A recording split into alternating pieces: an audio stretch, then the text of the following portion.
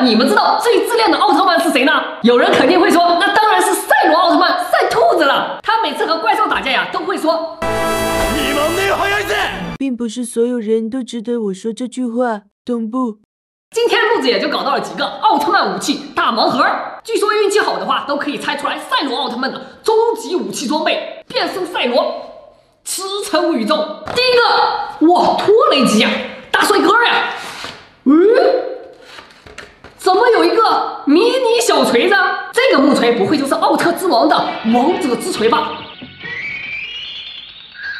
曾经雷欧奥特曼还是依靠它才恢复正常的。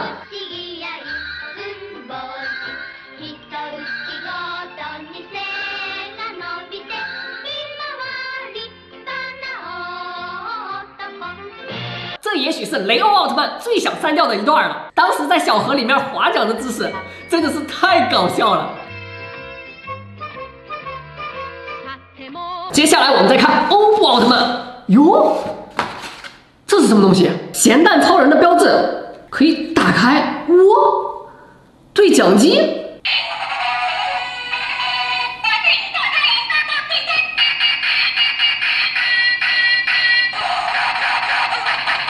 说实话，这个我真的是一点印象都没有。我只记得有一个奥特曼是通过吃巧克力来变身的。到底是谁来的？小伙伴们有知道的吗？捷德奥特曼又会有什么呢？哇，真的是捷德奥特曼的武器啊！王者之剑终极生化器，有了王者之剑，我就可以变成奥特之王。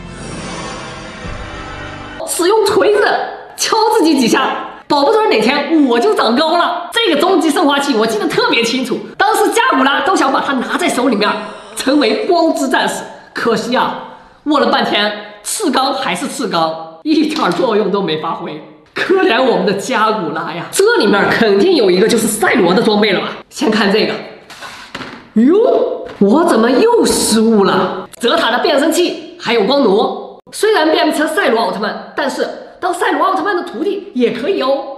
变身，只剩最后一个了，千万别骗我了。最后呀。银河奥特曼火花枪，话说这些武器也太小了吧！哎，不管了，变身！